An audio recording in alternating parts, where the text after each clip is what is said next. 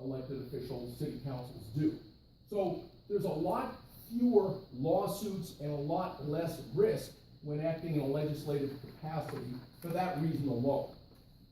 And typically those cases when there's a lawsuit over some adopted law, I won't say most of the time, but probably well over a majority of the cases are dismissed before going to trial, because the courts literally say we don't want to get involved in the city of Snoqualmie, for example, their policy decisions, or whether to expand their urban growth area, or whether to extend utilities to a particular area, or whether to put in new design regulations for the historic zone. They don't want to get involved in those things. Okay? So a lot less risk, and they're easier to comply with. The standards just lower, everything's a little bit easier. So some of the key rules and tips, again, you see me start off with this, my mantra: follow your code, follow your state law. And that means following the process that's applicable to enacting new laws, adopting ordinances, and then having them codified, things like that.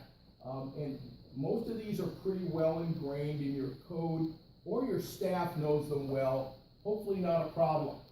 I'm going to talk about vested rights near the end of the session tonight, but just bear in mind that there's a doctrine called vesting, or vested rights, that when an applicant, property owner, comes in and applies for a quasi-judicial type of project, like a plat, for example, or a conditional use permit, or a variance, or something like that, and they submit a fully completed application, that application vests, it locks into the rules and regulations that are applicable at that time to the project, and the city loses the authority once that specific project is vested, to change the rules as to that project. And so I mentioned here that when you're adopting area-wide ordinances or making other legislative type decisions, to just keep in mind that there may be some projects out there that have vested rights attached to them. You don't want your legislation to interfere with those vested rights. Usually staff can tell you, gee, this particular ordinance you're considering may have an impact on 3 properties that are vested to existing regulations. We're talking about changing those regulations. Be advised that these regulations can't interfere with or usurp the regulations that were applicable to these 3 projects, for example. And that's what vesting is about in general. And I'll talk about that in the end too, but just keep them in mind when you're making legislative decisions. Real simple rules, I should say simple, but they're not followed sometimes, about adopting ordinances and making code changes and legislating generally. And that is that your legislation should be clear, it should be understandable, it should be not vague, so define terms in it, and ensure that it doesn't conflict with state law. And I'll give you an example of something like that. Adopting regulations to restrict the height of cell towers within the city of Snoqualmie, as an example. That would be a classic example of a city ordinance that would conflict with state law. The Federal Telecommunications Act of 1992 and 1996 and so on prescribes very specific rules and regulations for the heights, locations of cell towers.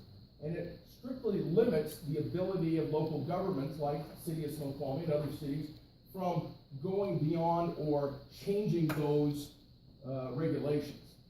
So it's something to keep in mind, and that's where you have a city attorney and staff to look into this and tell you, hey, this could be problematic, it conflicts with state law or federal law or federal case law.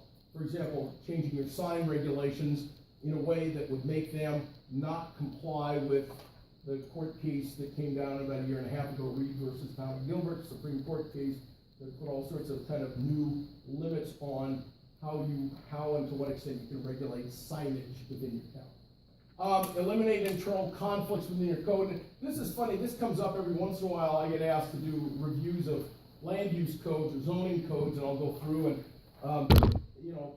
people at the cities have looked at these so many times, they're just kind of blurry-eyed to it, but I'll go through and go, wow, you've got one provision of this code that says that quasi-judicial decisions need to be made within 10 days, and another one that says that you don't have to produce the decision until 21 days, or 30 days, or more.